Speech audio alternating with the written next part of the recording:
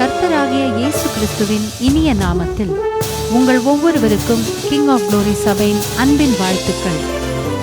இப்பொழுதும் தலைமை போதகர் பாஸ்டர் வின்சென்ட் அவர்கள் வழங்கும் தேவ செய்தியை கேட்டு ஆசீர்வாதத்தை பெற்றுக் கொள்ளுங்கள். நம்மை சுற்றி ஆண்டவர் அதிசயங்களை வைத்திருக்கிறார்.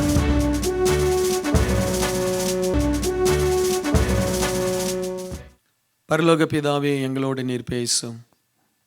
இந்த தேவ செய்தி எங்களுக்கு மட்டுமல்ல ஆண்டவரே, பலர் இதை பார்க்க போகிறார்கள்.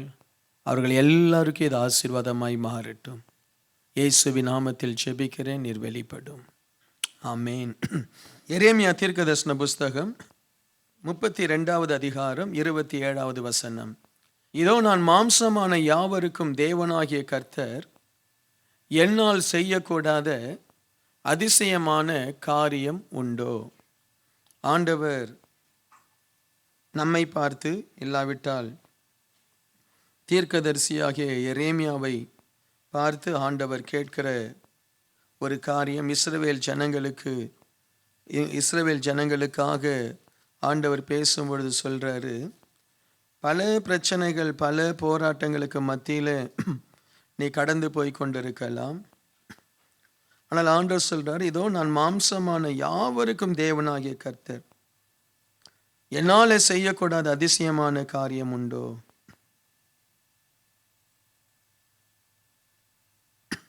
ஸோ இன்றைக்கு ஆண்டவருடைய பாதத்தில் நம்ம வந்திருக்கிறோம்.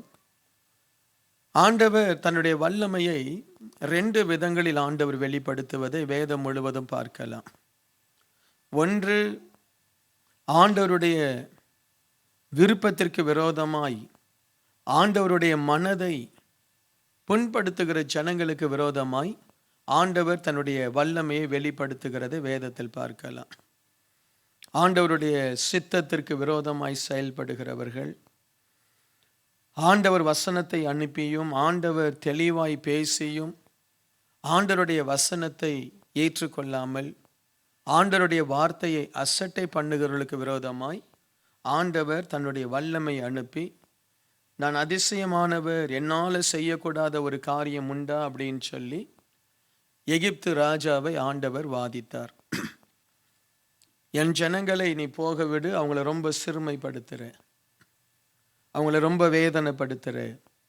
ஸோ எப்பொழுதெல்லாம் ஆண்டவருக்கு விரோதமாய் ஜனங்கள் எழும்புகிறார்களோ அப்பொழுது தேவனுடைய வல்லமை வெளிப்படும். சோதோம் கொமோராவினுடைய பாவத்தை ஆண்டவர் பார்க்க போனார். அந்த ஜனங்களுடைய பாவம் மிக கொடுமையாக இருந்தது. தேவன் அனுப்பின தூதர்களையே அவர்கள் வேதனைப்படுத்தணும், அழிக்கணும்னு நினைத்த பொழுது ஆண்டவர் அவர்கள் மேலே தன்னுடைய வல்லமையை வெளிப்படுத்தினார். நினிவேவை ஆண்டவர் அழிப்பதற்கு தன்னுடைய தூதனை அனுப்பினார், தன்னுடைய ஊழியனை. ஆனால் அந்த ஜனங்கள் மனம் திரும்பின பொழுது ஆண்டவர் ஆசீர்வதித்தார். எப்பொழுதுமே தேவனுடைய வல்லமை அழிப்பதற்காகவும் வெளிப்படும், அதே நேரத்தில் ஆசீர்வதிப்பதற்காகவும் வெளிப்படும். இதை நாம் கட்டாயம் நம்ம மனதில் வைக்கணும். ஸோ ஆண்டவர் சில நேரத்தில் தன்னுடைய வல்லமையை தேவ பிள்ளைகளை சிட்சிப்பதற்கும் அவர் அனுப்புவார். நாம் நினைக்கக்கூடாது எப்பொழுதுமே ஆண்டவர் ஆசீர்வதிக்கிறவர் தான். ஆண்டவர் யாரை ஆசீர்வதிக்கிறார்? வசனத்துக்கு நடுங்குகிறவர்களை, தேவனுடைய வார்த்தைக்கு கீழ்ப்படுகிறவர்களை ஆண்டவர் ஆசீர்வதிக்கிறார்.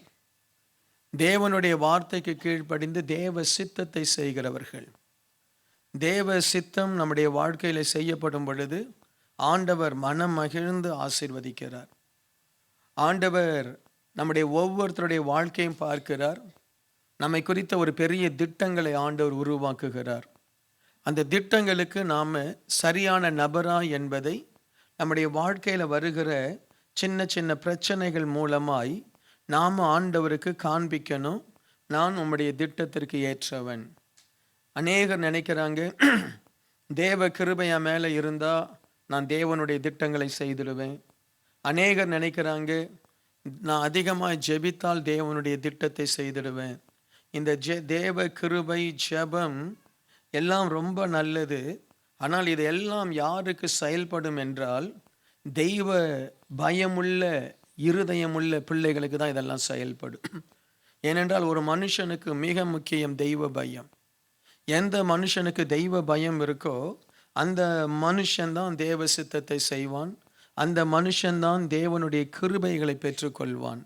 ஏனென்றால் இன்றைக்கு சபைகளிலும் சரி, தனிப்பட்ட வாழ்விலும் சரி, தெய்வ பயம் உள்ளவர்கள் குறைவு. தெய்வ பயம் இல்லை. நாம் ஒரு பொய் சொல்லும் பொழுது கூட சாதாரணமாக சொல்கிறோம். என்ன? சாதாரணமாக பொய் சொல்கிறோம். சாதாரணமாக பொய் சொல்லி சாதாரணமாக நம்ம வார்த்தைகள் அத்துமீறி போகுது. அப்படி இருக்கிறவர்கள் நிறைய நேரம் ஆசீர்வாதத்தை இழந்துடுறாங்க. இன்றைக்கு ஆண்டவர் செய்யக்கூடாத அதிசயமான காரியம் ஒன்றுமே இல்லைன்னு சொல்கிறாரு. இன்னைக்கு என்னுடைய வாழ்க்கையில் அதிசயமான காரியங்கள் நடைபெறுவதற்கு நாம் நம்மளை ஒப்பு கொடுக்கணும், நம்மை அர்ப்பணிக்கணும். Price the Lord. நாம் ஆண்டவருக்காக நம்மை அர்ப்பணித்து நிற்கும் பொழுதுதான் நம்முடைய லைஃப்பில் அதிசயங்கள் நடக்கும். ஆகவே தான் இந்த ப்ரிப்ரேஷன் ப்ரேயரில் இந்த ப்ரேயரே என்ன? Preparation prayer. ஆண்டவர் பாருங்க, இந்த ப்ரேயரே ஒரு ப்ரிப்ரேஷன் ப்ரேயர். எதற்கு? ஆசீர்வாதத்திற்கு உங்களை நாங்கள் உருவாக்க நான் விரும்புகிறேன். சரியா? நான் ஏதோ நீ ஆசீர்வதிக்கப்படுவாய் ஒரு வாக்குத்தத்தம் சொல்கிறது ரொம்ப எளிது, உருவாக்குவது ரொம்ப கஷ்டம். ஒருவேளை நான் சொல்கிற இந்த பிரசங்கம் உங்கள் மனசை உடைக்கும், ஒருவேளை உங்களுடைய இருதயத்தில் குற்ற உணர்வை கொண்டு வரும். அதுதான் முக்கியம். ஆண்டவர் ஒவ்வொன்றையும் ஒரு நோக்கத்தோடு ஆண்டவர் படைக்கிறார்.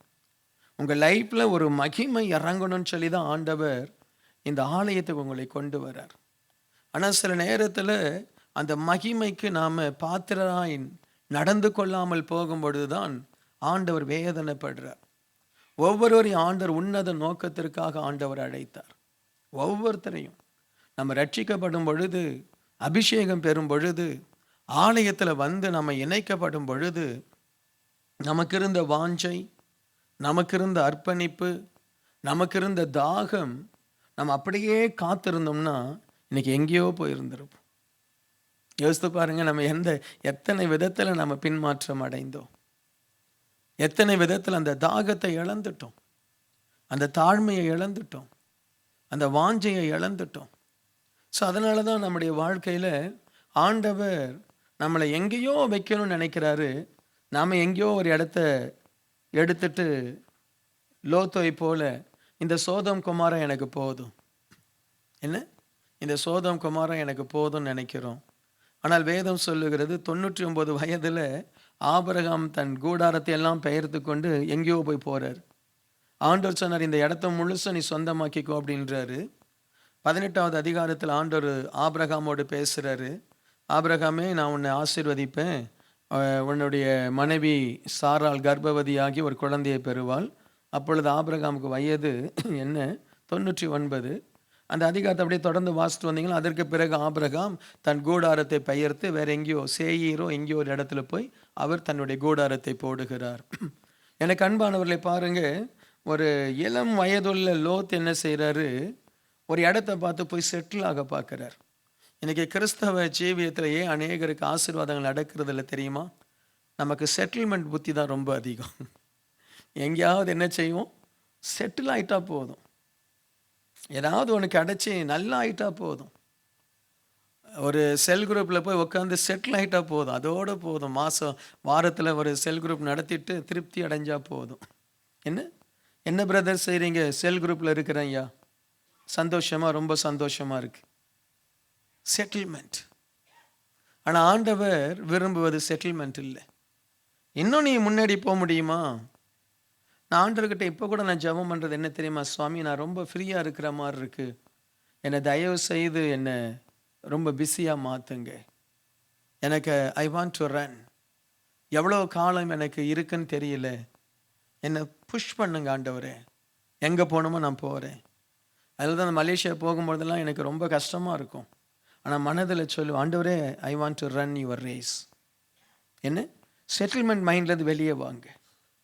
உங்களிலே தேவன் அதிசயம் செய்யணும், அற்புதம் செய்யணும் அப்படின்னா நம்ம பெரிய காரியம் செய்ய முன்னேறி போகணும். இந்த வசனத்தை ஆண்டவர் உங்களுக்கு சொல்கிறாரு, நான் மாம்சமான யாவருக்கும் தேவனாகிய கர்த்தர் என்னாலே செய்யக்கூடாத ஒரு அதிசயமான காரியம் இருக்கா? நீங்கள் ஒரு ஸ்டெப் எடுத்தீங்கன்னா தேவன் உங்களை ஆசீர்வதிக்க வல்லவர். இருக்கிற நிலைமையில இருக்காதீங்க. Price the Lord.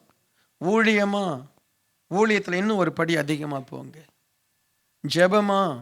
ஜெபத்தில் இன்னும் ஒரு படி அதிகமாய் போங்க. ஒரு பிஸ்னஸாக ஒரு படி அதிகமாய் போங்க. ஒரு திட்டம் போடுங்க. மனதில் தேவ சமூகத்தில் ஒரு திட்டம் போடுங்க. ஆண்டவரே, உம்முடைய அதிசயத்தை நான் பார்க்கணும், உம்முடைய வல்லமையை நான் பார்க்கணும். நாம் பார்க்குற வல்லமை அதிசயம்லாம் என்ன தெரியுமா? தப்பாக நினச்சிக்காதீங்க. நாம் பார்க்குற வல்லமை அதிசயம்லாம் ஆவியில் நிறைஞ்சி அந்நிய பாஷை பேசி அப்படியே கீழே விழுந்துடுறது. ஹலோ,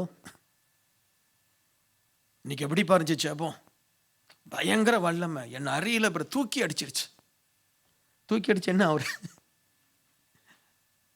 என்னாச்சு? உனக்கு என்ன ஆச்சு? அது வல்லமை. ஏசாமி ஆவியில் நிறைஞ்சு தூக்கி எறியப்பட்டு கீழே விழுந்து கிடந்தாரா? அது உண்டு, அந்த அனுபவம் உண்டு. அதை நான் குறை சொல்ல, நானும் அது விழுந்திருக்கிறேன். அது வல்லமை. இன்னைக்கு ஒரு ப்ரேயர் மீட்டிங். இந்த ப்ரேயர் மீட்டிங் சக்ஸஸ்னா என்ன தெரியுமா அர்த்தம்? எல்லாரும் ஆவியில் நிறைஞ்சி அப்படியே சேரெல்லாம் கலைஞ்சி அப்படியே கீழே விழுந்துட்டீங்கன்னா இன்னைக்கு என்ன பவர் தெரியுமா? வா, பாஸ்டர் வந்தார், ஜெபம் பண்ணார், அப்படியே அக்கினி, என்னால் நிற்க முடியல, காலு தரையில் நிற்கலை. அதனால என்ன? இப்போ அதனால என்ன ஆகுது உனக்கு? நம்ம எங்கேயோ ராங் ரூட்டில் போயிட்டோம். ஹலோ, இன்னைக்கு போயிட்டு நீங்கள் கைத்தட்டி வீட்டில் ஜெபம் பண்ணாதீங்க நான் சொல்லலை. இன்னைக்கு வீட்டில் குதிச்சு முட்டியில் குதிச்சு எங்கேயாவது போய் இடிக்காதீங்கன்னு சொல்லலை. Please continue. ஆனால் அது வல்ல அதிசயம் ஒரு மேய்ப்பன் ராஜாவாய் மாறுவது. ஒரு ஆமேன். ஐயோ, ஒரு மேய்ப்பன் ராஜாவாய் மாறுவது, ஒரு மீனவன் அப்போஸ்தலனாய் மாறுவது. ஆமேன். அல்லேலூயா. சிறைச்சாலையில் இருக்கிற ஒரு மனுஷன் தேசத்தை ஆளும்படி தேவன் உயர்த்துவது, அதுதான் அதிசயம், அதுதான் அற்புதம். குஷ்டரோகி முழு சரீரமும் சுகமாகி ஆண்டவர் என்னை சுகமாக்கினார். முடவன் எழும்பி நின்று சொல்றாரு, ஆண்டவர் எனக்கு கால்களை கொடுத்தார். அது அதிசயம். இன்னைக்கு நாம கிறிஸ்தவ பிள்ளைகள் எங்க இருக்கிறோம்? நம்முடைய ஸ்பிரிச்சுவல் லெவல் எங்க இருக்கு? Where we are. தயவு செய்து ஆண்டவருடைய அதிசயத்துக்காக போராடுங்க. வருஷங்கள் ஓடுது. 16 ஆரம்பிச்சோம், 17க்கு ஆயத்தம் ஆகிறோம். Price the Lord. இப்போ நம்ம கிங் ஆஃப் க்ளோரி ஒரு சர்ச்சை வாங்கிட்டோம், ஒரு இடத்த வாங்கிட்டோம். Price the Lord. பெருமிச்சு விடலாமா? இல்லை. ஆண்டவர் எப்போ வர போறாரோ தெரியல. இந்த தேசத்தில் அதிசயங்களை செய்யணும்.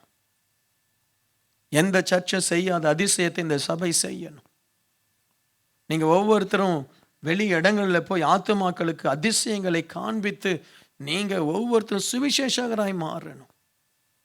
பிலிப்பு என்பவன் சமாரியா பட்டணத்துக்கு போகிறான், அதிசயம். அந்த பட்டணமே ஆண்டவரை ஏற்றுக்கொள்ளுது. இதுக்கெல்லாம் என்ன காரணம்? நமக்கு மனதில் தேவனுடைய சித்தத்தையும் தேவனுடைய தரிசனத்தையும் பெறாத ஒரு இருதயம் நம்முடைய இருதயம்.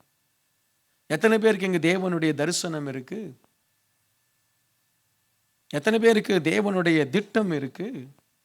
நம்ம சுற்றி இருக்கிற மக்களால் பாதிக்கப்படுகிறோம்.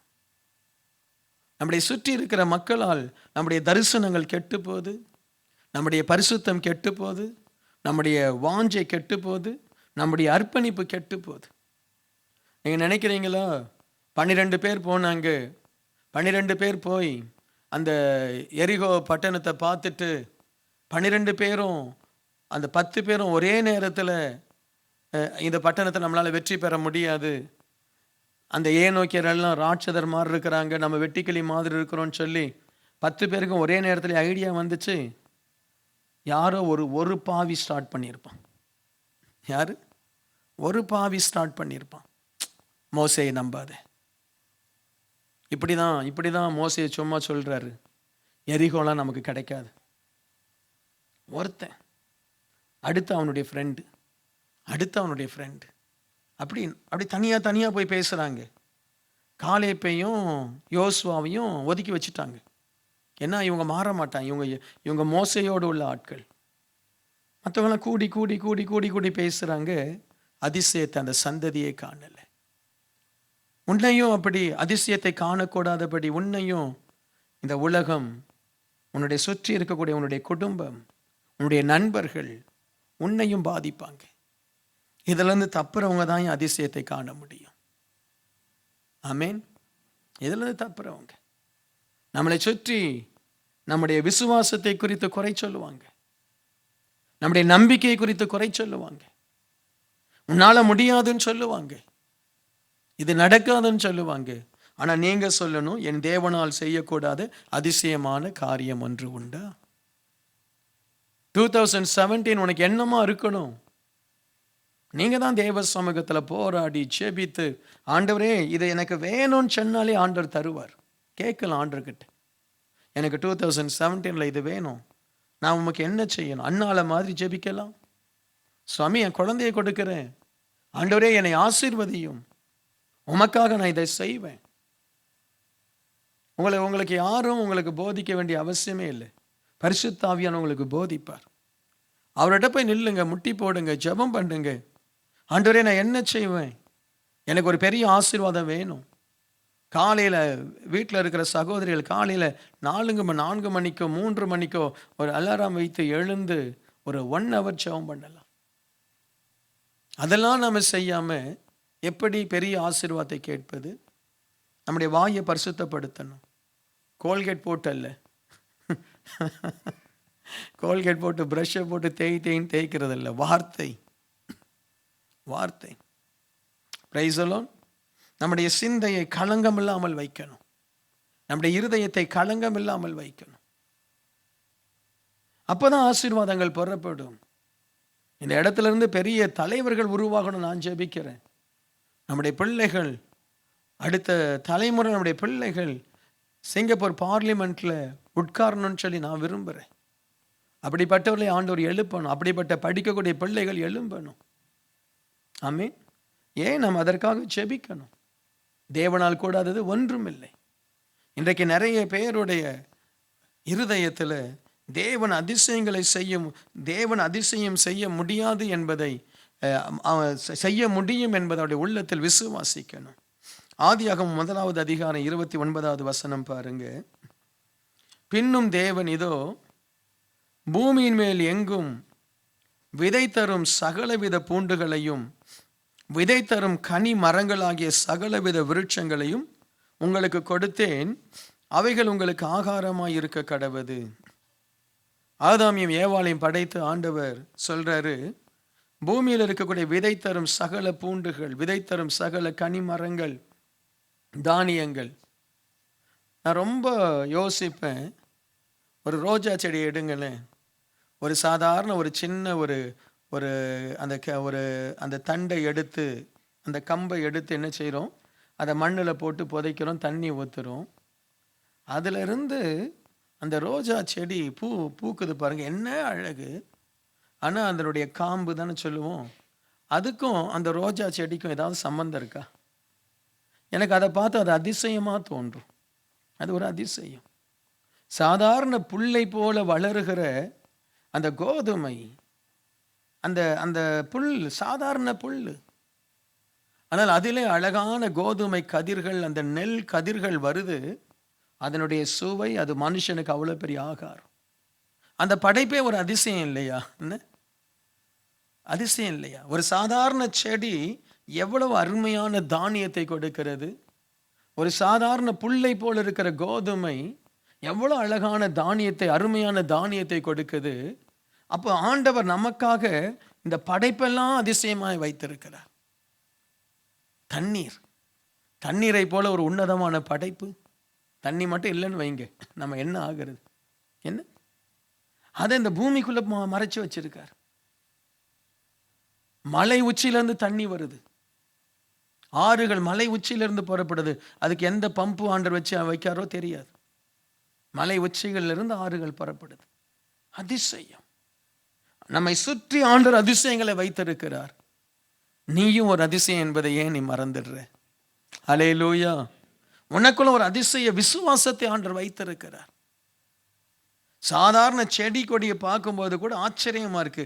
இந்த புல்லின் பூக்களை பாருங்க, என்னென்ன கலரு, என்னென்ன அழகு. என்ன ஒரு வாரத்தில் அது பட்டு ஒன்றும் இல்லாமல் போயிடும், சிலது ஒரு நாளில் போயிடும். அவ்வளவு அதிசயமான தெய்வம் இந்த உலகத்தை உருவாக்கினவர். அவர் சொல்றாரு, உனக்கு என்ன வேணும் கேளு, நான் செய்கிறேன். நான் அதிசயமானவர், என்னால் செய்ய முடியாத அதிசயமான காரியம் ஒன்றுமில்லை, ஒன்றுமில்லை. இந்த இரவு அதிசயத்தை பெறுகிற மன பக்குவம் நமக்கு வேணும். ஆண்டவர் என்னை குறித்து என்ன திட்டம் வைத்திருக்கிறார்? ஆண்டவர் திட்டங்களை ஒரே நேரத்தில் சொல்றதில்லை, படிப்படியாய் சொல்லுவார், படிப்படியாய் சொல்லுவார். கோ க்ளோசர் டு ஹிம், படிப்படியாய் சொல்லுவார். எனக்கு தெரிந்த முதல்ல ஆண்டவர் செய்கிறதே நம்மளை சீர்படுத்துவது. ஒரு மனுஷனை சீர்படுத்தாம ஆண்டவர் திட்டங்கள் கொடுக்கிற மாதிரி எனக்கு தெரியலை. நிறைய பேர் சீர்படாமல் திட்டங்களை கையில் வாங்குறாங்க, அந்த திட்டங்கள் வேலை செய்யாது. பைபிள் வாசிக்கிறது இல்லை, ஒரு தனி ஜெபம் இல்லை, தேவனுக்கு முன்பாய் ஒரு உண்மையான வாழ்க்கை இல்லை. ஆனால் சொல்கிறாங்க, கர்த்தர் என்னை வாளாக்காமல் தலையாக்குவார். ஆனால் காலமெல்லாம் வாளாக தான் இருக்கிறாங்க. ஆனால் அவங்க அறிக்கை சும்மா இந்த வாயில் அறிக்கை பண்ணுறதெல்லாம் நடக்காது. விசுவாசத்தோடு அர்ப்பணத்தோடு வாயில் அறிக்கை பண்ணணும். காரணம் இல்லாமல் விட்ட சாபம் என்ன செய்யாது? நிற்காது. அதாவது ஒரு தகுதி இல்லாமல் ஒரு அறிக்கை பிரயோஜனம் இல்லை. தகுதி இல்லாத அறிக்கை பிரயோஜனம் இல்லை. ஒரு அறிக்கையில் தகுதி வேணும். ஆமேன் சொல்லுங்களேன். அறிக்கையில் தகுதி வேணும். நான் நிறைய பேருடைய வாழ்க்கையில் நான் பார்க்குறேன், தேவனுடைய ஆசீர்வாதத்தை பெற்றுக்கொள்ள தங்களை தகுதிப்படுத்திக் கொள்வதே இல்லை, தங்களை தகுதிப்படுத்திக் கொள்வதே இல்லை. எனக்கு 2017 எனக்கு ஆசீர்வாதமாய் மாறணும். என்ன தகுதி உன்னை படுத்துற? நான் ஒரு பெரிய ஆசீர்வாதமான பாத்திரமாய் மாறணும், இல்லை ஒரு ஊழியக்காரனாய் மாறணும். என்ன தகுதி உன்னை படுத்துற? உன் குடும்பத்தில் ஒரு மகிமையான ஒரு ஆசீர்வாதம் இறங்கணும். என்ன தகுதிப்படுத்துற? Price the Lord. தகுதிப்படுத்தணும். அற்புத அடையாளங்களுக்கு தகுதி ரொம்ப முக்கியம். நம்ம மனதளவில் தகுதினா, நம்முடைய மனதளவில் ஒரு அர்ப்பணம். ஆண்டவரே, நான் உம்முடைய திட்டத்திற்கு என்னை ஒப்பு கொடுக்கிறேன், தயவு செய்து என்னை தகுதிப்படுத்தும். இன்றைக்கு நிறைய பேர் மேல தேவனுடைய திட்டங்கள் யூஸ் இல்லாமல் போகுது. ஆண்டவர் இதை நீ செய்யணும்னு சொல்லி அழைக்கிறார், நீ கோபத்திலிருந்து வெளியே வர மாட்டிருக்க. சரியான கோபம். ஆண்டவர் உன்னை உயர்த்தணும்னு நினைக்கிறார், சரியான எரிச்சல். ஆண்டவர் உன்னை ஆசீர்வதிக்கணும்னு நினைச்ச ஒரு தோல்வியை கொடுக்கிறார், உடனே அந்த தோல்வியே நினைச்சு அடுத்த ஸ்டெப் எடுக்க மாட்டிருக்கு. அது தோல்வி தோல்வி தோல்வி. நான் இனிமேல் படிக்க போக மாட்டேன். அந்த டிரைவிங் லைசன்ஸில் 7 முறை தோத்துட்டேன். தோத்தா என்ன, இன்னொரு முறை ட்ரை பண்ண. Price the Lord. தோல்வி. நான் படிக்க மாட்டேன். தோல்வி. யாரெல்லாம் தோல்விக்கு அடிமை ஆகிறாங்களோ அவங்க தேவனுடைய திட்டத்தை செய்யவே முடியாது. தேவனுடைய திட்டம் தோல்விகளை ஏற்றுக்கொள்வதல்ல, தோல்விகளை மேற்கொள்வது. அல்லேலூயா. ஆண்டவருடைய நாமம் மகிமைப்படட்டும். மத்தேயு 9:12. இயேசு அதை கேட்டு, பிணியாளிகளுக்கு வைத்தியன் வேண்டியதல்ல, சுகமுள்ளவர்களுக்கு வேண்டியதில்லை. ஏசாயா 38வது அதிகாரம் 21வது வசனத்தை நான் வாசிக்கிறேன். அத்திப்பழ அடையை கொண்டு வந்து பிளவையின் மேல் பற்று போடுங்கள், அப்பொழுது பிழைப்பார் என்று ஏசாயா சொல்லி இருந்தார். ஏசாயா தீர்க்கதரிசி எசேக்கியா ராஜாவை பார்க்கிறார். அவன் மரண படுக்கையில் இருக்கிறான். ஆண்டவர் சொல்றாரு, அவன் செத்து போவான் அப்படின்னு சொல்றாரு. அப்போ ராஜாவிட்ட போய் சொல்றாரு, உன்னுடைய வீட்டு காரியத்தை ஒழுங்குபடுத்தி நீ செத்து போவே. அப்ப ராஜா கண்ணீரோடு கூட அழுகுறான், ஆண்டவரே, அவனுக்கு மரணத்தை ஏற்றுக்கொள்ள மனம் இல்லை. ஆண்டவருடைய சமூகத்தில் அவன் போராடுகிறான். நான் ஏன் சாகணும்?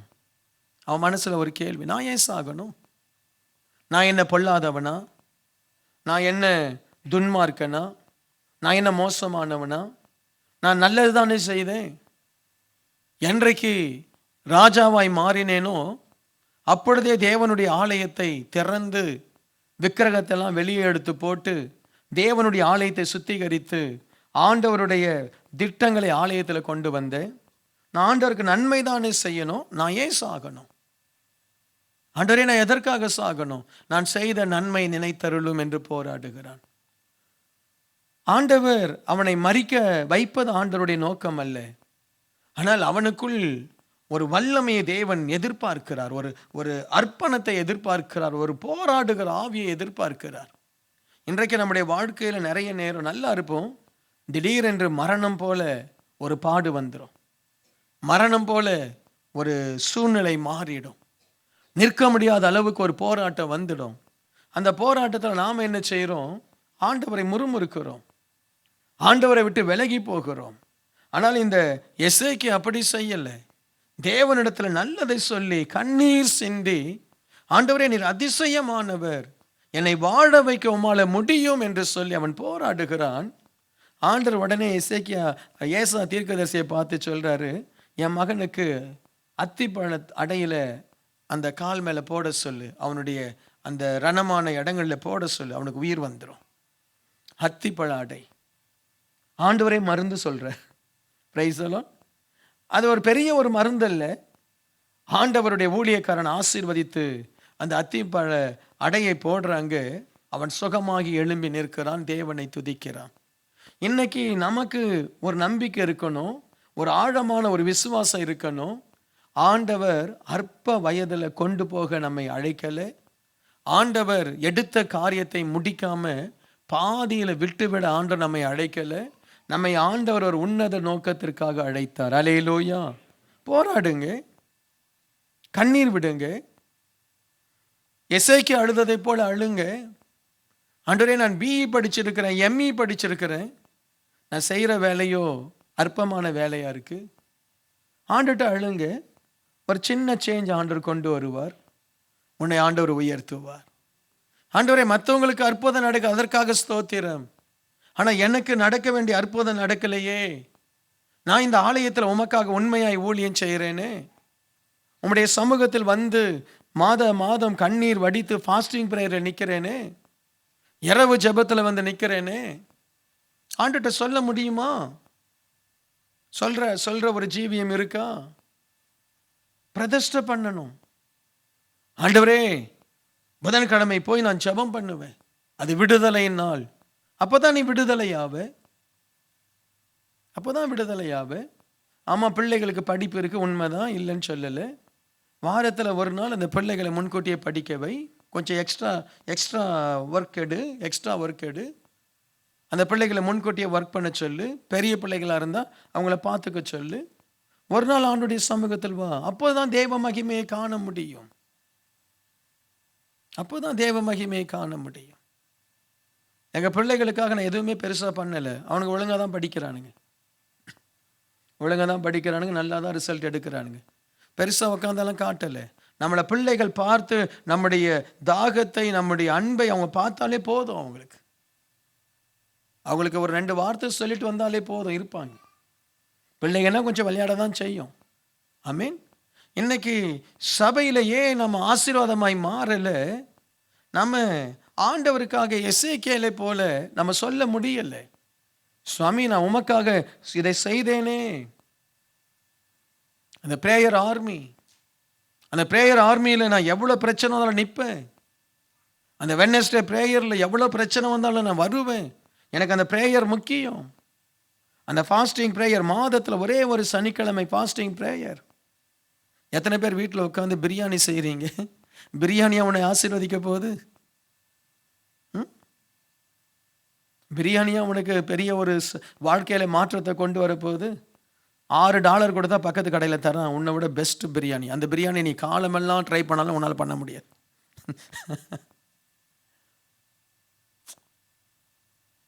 Price the lord. ஹல்லேலூயா. ஆண்டவர்கிட்ட நம்மளால பேச முடியுதா? வழக்காடுவோம் ஆண்டவர் கேட்கிறாரு. உங்களால் ஆண்டவர்கிட்ட வழக்காட முடியுதா? எத்தனை பேரால் வழக்காட முடியுது? சுவாமி நான் தான் உண்மையா இருக்கிறேன், என்னை ஏன் ஆசீர்வதிக்கல? ஆபிரகாம் வழக்காடுறாரு பாருங்க ஆண்டவர்கிட்ட. 50 நீதிமான் இருந்தால் நான் விட்டுடுவேன்றார். எனக்கு அந்த அந்த 50 நீதிமான் ஆபிரகாம் சொன்ன மாதிரி தெரியல, ஆண்டவரே சொன்ன மாதிரி தான் தெரியுதுன்னு. ஆண்டவரே சொல்றார், 50 நீதிமான் இருந்தால் நான் அந்த தேசத்தை நான் விட்டுடுறேன்.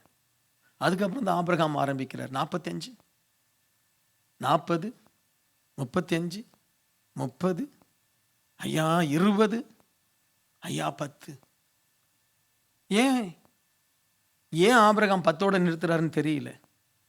ஒருவேளை 5 கேட்டிருந்தாலும் ஆண்டு தந்திருப்பார்னு நினைக்கிறேன். Price the Lord. வழக்காடணும் தேவன் இடத்துல, அப்பதான் அதிசயத்தை காண முடியும். வழக்காடணும்னா யோபு மாதிரி வழக்காடணும். ஆண்டவரே எங்கே உம்முடைய அதிசயம் எங்கே? சங்கீதத்தில் சொல்றாரு, செத்து போனவர்களுக்கு நீர் அதிசயம் செய்வீரோ. இன்னைக்கு நம்ம லைஃப்ல அதிசயம் நடக்க தேவன் கிட்ட பேசணும். ஆண்டவரே உமக்காக நான், ஆண்டவரே நீங்க நல்லவர், உமக்காக நான் காலையில இருந்து சாயங்காலம் வரைக்கும் ஃபாஸ்டிங்ல நிக்கிறேன் ஆண்டவரே, ஒவ்வொரு வெள்ளிக்கிழமை இல்லாட்டா ஒவ்வொரு ஏதாவது ஒரு நாள். ஏன் என்னுடைய ஃபாஸ்டிங் நீங்க பதில் கொடுக்கல? ஆண்டுகிட்ட போராடணும். அதுதான் ஆவிக்குரிய வாழ்க்கை, அதுதான் ஆசீர்வாதமான ஒரு வாழ்க்கை. அல்லேலூயா. வேலை இருக்கலாம். தானியேலுக்கு இல்லாத வேலையா, தாவீதுக்கு இல்லாத வேலையா? அந்த வேலைகளுக்கு மத்தியில அதிசயம் வேணும்னா, அந்த வைத்தியர் உனக்கு வேணும்னா, நீ சுகவீனமா இருக்க, ஆனா வைத்தியர் உன்னை சுகப்படுத்த மாட்டிருக்கார். நீ தேவையோடு இருக்கிற, ஆனால் வைத்தியர் உன்னுடைய தேவையை சந்திக்க மாட்டிருக்கார். வருஷம் நமக்கு போயிட்டே இருக்கு. we don't have years. என்ன வருஷம் ஒரு பெரிய ஒரு மாற்றம் இல்லாமல் போகுது. இந்த 2017 உன் லைஃப்ல ஒரு கிரீடமாய் மாறணும். அதற்கு இன்னைக்கு ஆண்டவரே என்னை அர்ப்பணிக்கிறேன். நான் இதே நிலைமையில் இருக்கக்கூடாது. சிலருக்கு நடந்ததே திரும்ப நடக்குது. 2 வருஷத்துக்கு ஒரு முறை உனக்கு வேலை போகும், தொடர்ந்து அது நடந்துட்டு இருக்கு. என்ன இல்லாவிட்டால் ஒரு 2 வருஷத்துக்கு ஒரு முறை ஏதாவது ஒரு ஆக்சிடென்ட் ஆகும், நடக்குது. வருஷம் யாராவது ஒருத்தர் சிக்கா விழுவாங்க, நடக்குது. என்ன நம்ம சர்ச்சில் ஒரு பையன் இருக்கான், இது வரைக்கும் போனஸே வாங்கலை, எத்தனையோ வருஷமா. மாறிட்டே இருப்பான் அவன் வேலை. அந்த போனஸ் ஒரு நேரம் வேலை போயிடும், இல்லாட்ட அவன் வேற வேலைக்கு போயிடுவான். நான் கேட்டேன், போனஸ் வாங்கி எத்தனை வருஷம் ஆச்சு? எத்தனையோ வருஷம் ஆச்சு. இந்த வருஷம் வாங்குறானா இல்லையா அதுவும் எனக்கு தெரியல. சரியா? சாபம். ஏன் தேவன்கிட்ட வழக்காடுங்க. எசேக்கியேலை போல தேவனிடத்துல போய் வழக்காடுங்க. ஆண்டவரே, நான் உமக்கு முன்பாய் உண்மை உத்தமமாய் இருந்தேனே, என்னை ஏன் ஆண்டவரை இப்படி வச்சிருக்கிறீங்க? ஏதாவது ஒரு நோக்கம் இருக்கா? இல்ல ஜஸ்ட் பிசாசு விரும்புறதெல்லாம் என் லைஃப்ல நடக்குதா? இன்னைக்கு எனக்கு ஒரு மாற்றம் வேணும். நிறைய பேர் ஜெப நேரத்துல உடைஞ்சே ஜெபிப்பதில்லை. ஜெப நேரத்துல ஆண்டவருடைய பாதத்துல கதறி அழுது மனமுடைந்து ஆண்டவரை நோக்கி விண்ணப்பம் பண்றதில்லை. எத்தனை பேர் கண்ணை திறந்துட்டு நிக்கிறாங்க தெரியுமா? ஜெப நேரத்துல எத்தனை பேர் கண்ணை திறந்து மற்றவங்க என்ன ஜெபிக்கிறாங்கன்னு பார்க்குறாங்க. அதுக்கா நம்ம வந்தோம். ஆமென். ஆண்டவருடைய பாதத்தில் நம்ம கதறும் பொழுது தேவன் நமக்கு உதவி செய்வார். லூக்கா 10:34 கிட்ட வந்து அவனுடைய காயங்களில் எண்ணெயையும் திராட்சரசமும் வார்த்து காயங்களை கட்டி அவனை தன் சுய வாகனத்தின் மேல் ஏற்றி சத்திரத்திற்கு கொண்டு போய் அவனை பராமரித்தான். அல்லேலூயா. ஆண்டவருடைய ஒரு நல்ல ஒரு ஓமை, அது நல்ல சமாரியனை குறித்து ஆண்டவர் சொல்றாரு. அந்த ஆண்டவராகிய இயேசுவே அந்த நல்ல சமாரியன். எங்கேயோ கடந்த நம்ம, கள்ளர் கையில் அகப்பட்ட நம்ம ஆண்டவர் தெரிந்தெடுத்து நமக்கு ஜீவனை கொடுத்து பராமரிக்கிற தெய்வம். இன்றைக்கு உங்களையும் என்னையும் அவர் பராமரிக்கணும். நிறைய பேருடைய வாழ்வில் காயங்கள் கட்டப்படலை, புது நிலைமைக்கு வரலை, அப்படியே இருக்கிற நிலைமையிலே இருக்கிறோம். அந்த சர்வைவல் எப்படியோ வாழ்க்கையில் நடத்துகிறோம். எப்படி பிரதர் போயிட்டு இருக்கு? ஏதோ போயிட்டு இருக்கு. சர்ச்சில் நிறைய பேர் கேளுங்க, எப்படி எப்படி இருக்கீங்க? ஏதோ இருக்கிறோம் பிரதர். எத்தனை பேர் சர்ச்சில் நான் நல்லா இருக்கேன், நான் உயர்ந்து இருக்கிறேன், செழித்து இருக்கிறேன், ஆசீர்வாதமா இருக்கிறேன். இந்த வார்த்தைகள் நம்முடைய சபையில் இருக்கிற ஒவ்வொருத்தரும் சொல்லணும். ஏன் சொல்லலை? எங்கேயோ ஏதோ நடக்குதப்பா, எங்கேயோ ஏதோ நடக்குது. கள்ளர் கையில் அகப்பட்டதை போல நம்ம எதிலையோ நம்முடைய ஆண்டவருக்கு பிரியமில்லாத சில காரியத்தில் நம்முடைய ஆசீர்வாதத்தை இழந்து கொண்டிருக்கிறோம். ஒரு கள்ளன் நம்முடைய உலக பிரகாரமான ஆசீர்வாதத்தை எடுக்கிறவன், இன்னொரு கள்ளன் நம்முடைய ஆவிக்குரிய ஆசீர்வாதங்களை எடுக்கிறவன். பிசாசு சுற்றி வருகிறான். முன்ன போல ஜெபிக்கல, முன்ன போல ஆண்டவருக்காக பிரியமாய் வாழல, முன்பு போல நம்ம சபையில பார்க்கும்போது ஆச்சரியமா இருக்கும். இந்த புது வருஷத்துல நம்ம ஒரு ஆசீர்வாதமாய் மாறுவதற்கு முன்பாய், தேவனுக்கு முன்பாய் நம்மை நிறுத்தி, ஆண்டவரே நான் இன்னும் மகிமையாய் மாற, ஆண்டவரே இன்னும் நான் ஆசீர்வாதமாய் மாற நான் என்ன செய்யணும் அப்படின்ற ஒரு கேள்விக்குறி நமக்கு தேவை. இன்னைக்கு ஆண்டவர் சொல்றாரு, நான் உங்களுக்கு அதிசயத்தை செய்கிற தேவன். என்னால் செய்யக்கூடாத அதிசயம் உண்டோ? இன்னைக்கு நம்ம ஆண்டுடைய சமூகத்தை ஒப்பு கொடுத்து ஜெபிக்க போகிறோம். ஆண்டவரே, நீர் எல்லாவற்றையும் அதிசயமாய் சிருஷ்டித்தீர், என்னையும் ஒரு அதிசயமாக தான் வைத்திருக்கிறீர். ஏதோ ஒரு அர்ப்பணத்தை ஆண்டவர் எதிர்பார்க்கிறார். அன்னாள் இடத்துல ஒரு சாமுவேலை கேட்டார். தாவீதின் இடத்துல உன் ஜீவனை பணைய வைத்து கோலியாத்தை போய் சந்திப்பாயா என்று கேட்டார். யோசேப்பின் இடத்துல பரிசுத்தத்தை கேட்டார். தானியேல் இடத்துல நீ சிங்கத்தின் கெபியில விழுந்தாலும் எனக்காய் நிற்பாயா என்று எதையோ உன்னை ஆண்டவர் கேட்பார். அதில் நம்ம ஆண்டவரை ஏமாத்திடக்கூடாது. Price the Lord. ஏமாத்திடக்கூடாது. ஏதோ ஒன்றை கேட்பார் ஆண்டவர். சும்மா தேவனுடைய கிருபைகள், ஆசீர்வாதங்கள் வித்தியாசம் தான் ஆண்டவர் சொல்றாரு. 30, 60, 100. சிலருக்கு ஆண்டவர் ஒரு ரட்சிப்பு, ஒரு அபிஷேகம், ஒரு கிருபை, ஒரு சாதாரண ஜீவியம் அதை கொடுத்துருவார். அது பொதுவாக எல்லா சபையிலும் கிரியை செய்யும். 30% எல்லா சபைகளில், அது எந்த சபையாக எடுத்துக்கோ 30% கட்டாயம் இருக்கும். அங்கே ஆண்டவருடைய வசனம் இருக்கும் 30%, அங்கே ஆண்டவருடைய ஜெபம் இருக்கும் 30%, அங்கே ஜனங்க வருவாங்க 30%. எல்லா சபையிலும் அந்த 30% கிரியை செய்யும். 60 என்பது ஆண்டவருடைய ஆவிக்குரிய சபைகள், ஆண்டவருக்காக அர்ப்பணம் பண்ணி உண்மையாய் நடக்கிற சபைகள்.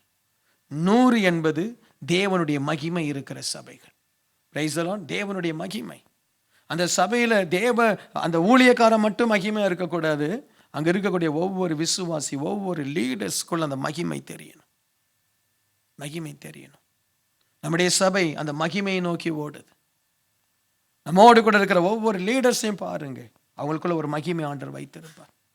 ஒவ்வொரு செல் குரூப் லீடர்ஸையும் பாருங்க, அவர்களுக்குள் ஒரு மகிமை, ஒரு ஏக்கம், ஒரு தாகம். இந்த சபை ஒரு மகிமையை நோக்கி ஓடுற சபை. இந்த சபையில் உங்களுடைய அர்ப்பணத்தை நீங்கள் அதிகப்படுத்தி கொள்ளணும். நம்ம 30%ல நம்ம பிரியப்படலை. நாட்கள் வரும்போது இந்த சபையில் ஆண்டவருக்காக தங்களை அர்ப்பணிக்கிற பிள்ளைகள் தான் ஏராளமாக இருப்பார்கள். ஆண்டவருக்காகவா பாஸ்டர் ஒரு சபையை கட்டணும், நாங்கள் வரோம் பாஸ்டர் சபையை கட்ட, போட்டி போட்டுக்கொண்டு இந்த ஆலயத்தில் சபை கட்டக்கூடிய பிள்ளைகள் எழும்புவாங்க. அல்லேலூயா. ஒரு மிஷினரியை தாங்கணுமா பாஸ்டர்? நாங்கள் தாங்குறோம் பாஸ்டர், மாதம் மாதம் இந்த மிஷினரி என்னுடைய பொறுப்பு பாஸ்டர். நாம் நினைக்கிற மாதிரி மிஷினரியை 2000 ரூபா கொடுத்தாலும் மிஷினரி அனுப்ப போகிறதில்ல. அதெல்லாம் வேஸ்ட். 2000 ரூபா கொடுத்து 2500 ரூபா கொடுத்து ஒரு மிஷினரி எங்கேயா சாப்பிட்றது? அதெல்லாம் வேஸ்ட். ஒரு மிஷினரி அனுப்பணும்னா அப்போ 8000 10,000 கொடுத்து அனுப்பணும். அப்போ தான் ஊழியம் செய்வோம். அவன் பிள்ளைக்கினுடைய சாப்பாடை பார்ப்பானா, அவன் பிள்ளையினுடைய தேவையை பார்ப்பானா, மனைவியினுடைய தேவையை பார்ப்பானா. 2500க்கு ஒரு மிஷினரி அனுப்புகிறோம். அதெல்லாம் கிங் ஆஃப் க்ளோரியில் ஒர்க் அவுட் ஆகாது. ஆமீன். அதற்கு ஆண்டவர் எழுப்பணும்.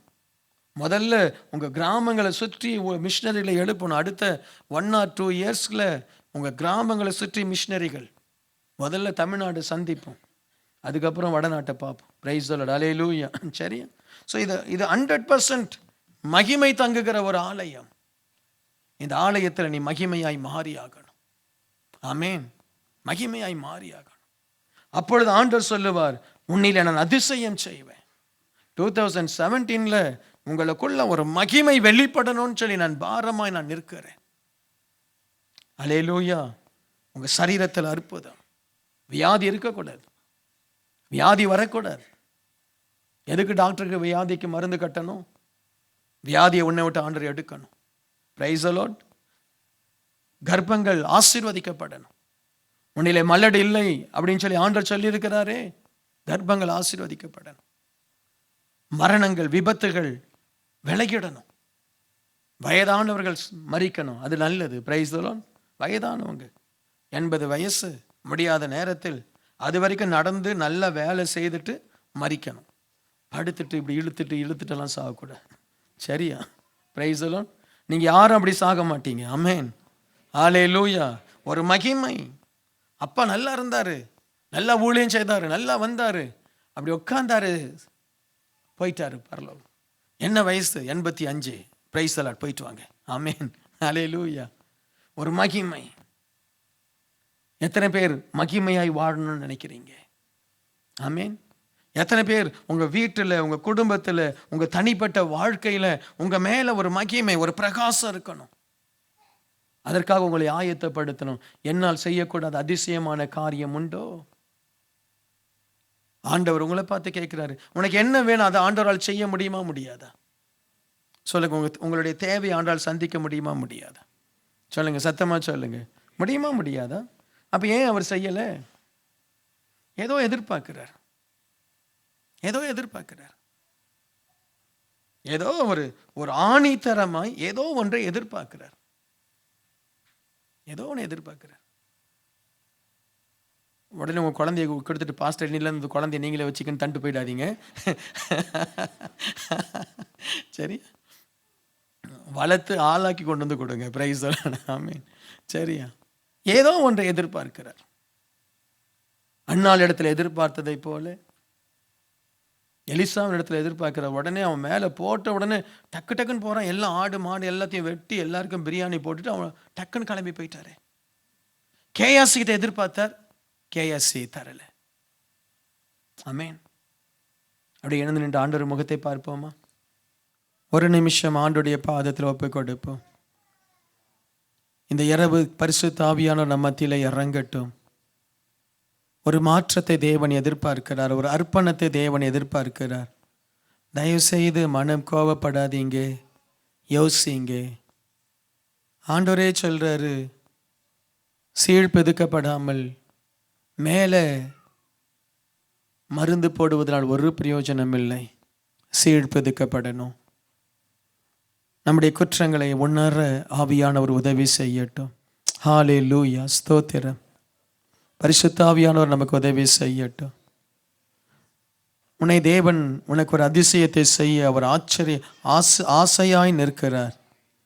உனக்கு வாக்கு பண்ணினதை நிறைவேற்ற அவர் ஆசையாய் நிற்கிறார்.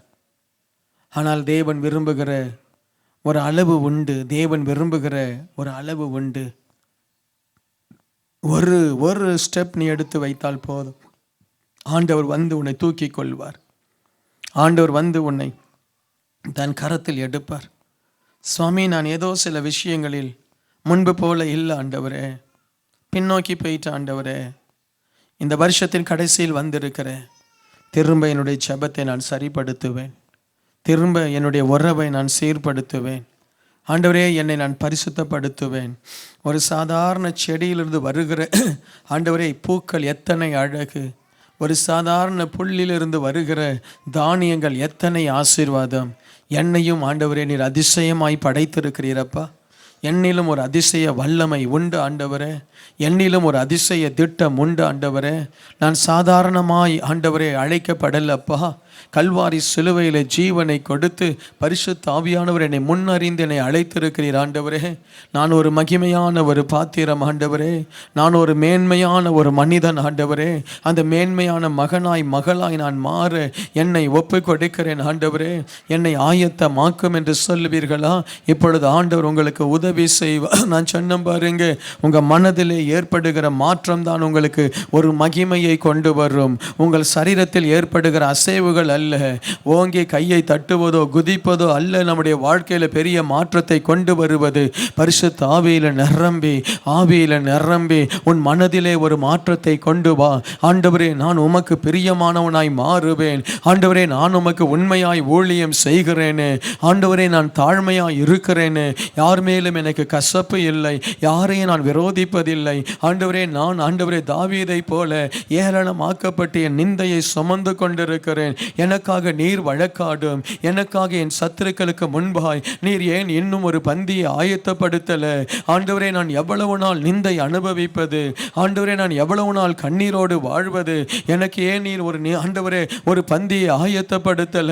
ஆண்டவரே, என்னை ஏன் இரட்டத்தனையா நீர் ஆசீர்வதிக்கல? ஆண்டவரே, உம்மை நம்பி வந்தேனே. ஆண்டவரே, என் குடும்ப சூழ்நிலையின் மத்தியில் ஆண்டவரே அந்த ரங்கத்தில் உம்மை தேடி கொண்டிருக்கிறேன். ஆண்டவரே, இரவு நேரங்களில் எழுந்து உம்மை பார்த்து கதறி கொண்டிருக்கிறேன். ஆண்டவரே, எனக்கு ஏன் நீர் ஒரு அற்புதம் செய்யவில்லை? ஆண்டவரே, எல்லாரும் எனக்கு விரோதமாய் நிற்கிறார்களே, எப்பக்கத்திலும் எனக்கு சத்துருக்கள். ஆண்டவரே, தானியேலுக்கு விரோதமாய் ஜனங்கள் இருந்ததை போல எப்பக்கத்திலும் எனக்கு விரோதமாய் சத்துருக்கள் இருக்கிறார்கள். நானோ உம்மை நோக்கி ஜெபம் பண்ணி கொண்டிருக்கிறேன். நீர் ஏன் என்னை கைவிட்டீர்? ஏன் என்னை இந்த சிங்கத்தின் கெபியிலே வைத்தீர்? எனக்கு ஒரு அற்புதம் செய்ய மாட்டீரா? நான் இந்த துன்பத்தின் இருந்து வெளியே வரமாட்டேனா? நான் இந்த கண்ணீரில் இருந்து வெளியே வரமாட்டேனா? நான் இந்த கடன் பிரச்சனையிலிருந்து வெளியே வரமாட்டேனா? ஆண்டவரே, எனக்கு ஒரு நிரந்தர வேலை இல்லையே, எனக்கு ஒரு ஆசீர்வாதமான வீடு இல்லையே, எனக்கு ஒரு ஆசீர்வாதமான ஆண்டவரே ஒரு நல்ல எதிர்காலம் இல்லையே. நான் துன்பத்தின் பாதையில போய் கொண்டிருக்கிறேன். அப்பா, ஆண்டவரே, வியாதி என்னை வேதனைப்படுத்துகிறது. குடும்பத்தில் சமாதானம் இல்லையே. எத்தனை இரவுகள் நான் அழுது கொண்டிருக்கிறேன். எனக்கு நீர் அதிசயம் செய்ய மாட்டீரா? எத்தனை இரவு நான் எழுந்து உட்கார்ந்து ஐயோ ஐயோ என்று கதறி கொண்டிருக்கிறேன். எனக்கு நீர் அதிசயம் செய்ய மாட்டீரா? தாவீதின் குமாரனே, எனக்கு இறங்க மாட்டீரா? பர்தலேமை போல ஆண்டவரே, இந்த உலகத்தில் எங்கே போவது என்ன செய்வது என்று தெரியாமல் ஒரு குருட்டு மனுஷனை போல இருக்கிறேன். தாவீதின் குமாரனே, எனக்கு இறங்க மாட்டீரா? என் ஆண்டவரே, எனக்கு இறங்க மாட்டீரா என்று கூப்பிடு. இந்த இரவு நமக்கு ஒரு சத்தம் பரலோகத்திலிருந்து கேட்கட்டும். ஆண்டவருடைய வல்லமை இறங்கட்டும். ஆண்டவரை நோக்கி வாய்களை திறந்து ஒரு சிறு பிள்ளையை போல ஜெபிக்க ஆரம்பிப்போம். இன்றைக்கு அதிசயத்தை செய்வேன் என்று என் ஆண்டவர் வாக்கு கொடுத்திருக்கிறார். அது உன்னுடைய மனதிலே முதலாவது நடைபெறட்டும். லீதியாளை போல இன்றைக்கு உன் இருதயம் திறக்கப்படட்டும். சவுலாய் இருந்த மனுஷன் பவுலை போல மாறினதை போல இன்றைக்கு உன் இருதயம் திறக்கப்படட்டும். இன்றைக்கு உன் உள்ளம் தொடப்படட்டும். இன்றைக்கு உன் உள்ளத்தில் ஒரு ஆழமான ஒரு தொடுதலை தேவன் தர விரும்புகிறார். ஏனோ தானோ என்று வாழ்ந்தது போதும். கிறிஸ்தவ ஜீவியம் ஏனோ தானோ என்று வாழ்கிற ஜீவியம் அல்ல.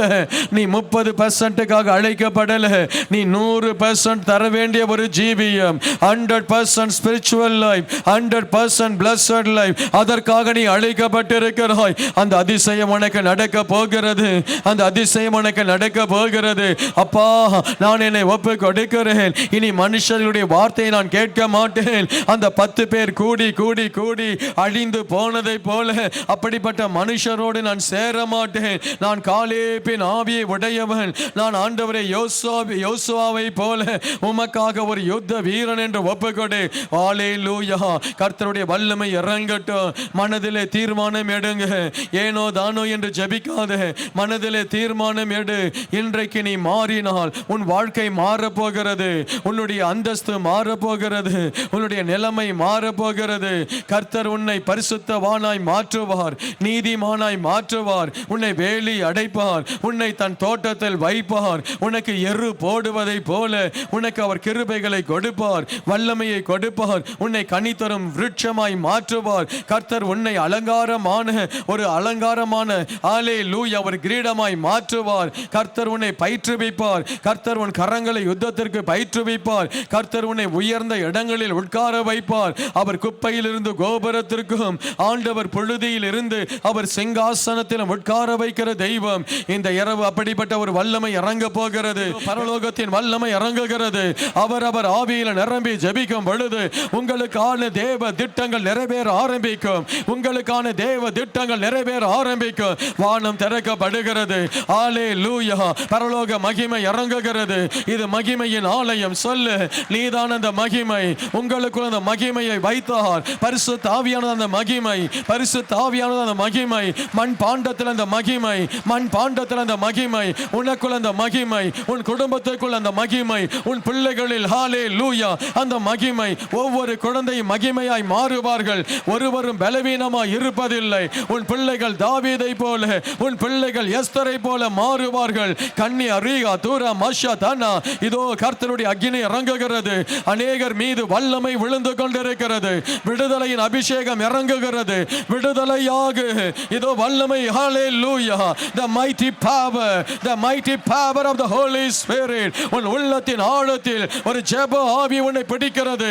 கரங்களை தட்டி அந்நிய பாஷையில பேசு, வல்லமையாய் பேசு, ஆவியில நிரம்பு, விடுதலையாக. உனக்குள் வல்லமை, உனக்குள் வல்லமை. உன் மனது மாறட்டும், உன் சிந்தை மாறட்டும், உன் மன மறுரூபமாகட்டும். நீ பழைய மனுஷனாய் அல்ல, ஒரு புது மனிதனாய் மாறுகிறாய். பழைய ஜீவியம் இனி உனக்கு வராது. ஒரு ஜெப ஜீவியம், ஒரு பரிசுத்த ஜீவியம், தேவனுக்கு கொடுக்கிற ஒரு ஜீவியம், ஊழியத்தில் ஊழியம் செய்கிற ஒரு வாஞ்சை பெருகட்டும். ஹல்லேலூயா. உங்கள் சரீரத்தில் அற்புதங்கள் நடக்கிறதா? வியாதிகள் மறைகிறது, மன போராட்டங்கள் நீங்குகிறது, தற்கொலை எண்ணங்கள் விலகுகிறது, கண்ணீரின் பாதைகள் மாறுகிறது, துக்க நாட்கள் முடிவடைகிறது. கரங்களை தட்டி தேவனை மகிமைப்படுத்து. ஒரு பெரிய அற்புதம் நடக்கிறது. என்றுமில்லாத ஒரு வல்லமை இந்த ஆண்டிலே தேவன் ஊற்றிக் கொண்டிருக்கிறார். புதிய ஆண்டு உனக்கு ஆசீர்வாதமாய் மாறும். இயேசு கிறிஸ்துவினுடைய வல்லமை ஒவ்வொரு மேலும் இறங்குவதாக. நன்றி ராஜா, நன்றி ராஜா, நன்றி ஆண்டவரே. நீர் மகிமைப்படும், நீர் மகிமைப்படும். பிதாவே நீர் மகிமைப்படும். உம்முடைய குமாரன் மகிமைப்படட்டும். பரிசுத்த ஆவியானவரே நீர் மகிமைப்படும். ஹல்லேலூயா.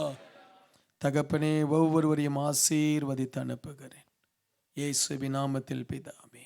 தூத்துக்குடி பகுதியில் கிங் ஆஃப் குளோரி ஜெப மையம் திங்கள் முதல் சனிக்கிழமை வரை காலை 9 மணி முதல் மாலை 6 மணி வரை செயல்படுகிறது. உங்களுடைய ஜெப தேவைகளுக்கு நீங்கள் எங்கள் ஜெப மையத்தை அணுக வேண்டிய முகவரி King of Glory Prayer Centre, 4/3A, New Salt Colony, Tiruchendur Road, Thoothukudi 628003. தொடர்பு கொள்ள மொபைல் நம்பர் 8220014177. இந்த ஊழியத்தை நீங்கள் தாங்க விரும்பினால் உங்கள் காணிக்கைகளை கிங் ஆஃப் குளோரி என்ற பெயருக்கு காசோலையாகவோ டிமாண்ட் டிராஃப்டாகவோ அனுப்பலாம். எங்கள் account number Karur Vysya Bank 1202135000003195. IFSC code KVBL 0001-202. தயவு செய்து உங்கள் தசம பாகங்களை எங்களுக்கு அனுப்ப வேண்டாம், அது உங்கள் சபைக்குரியது.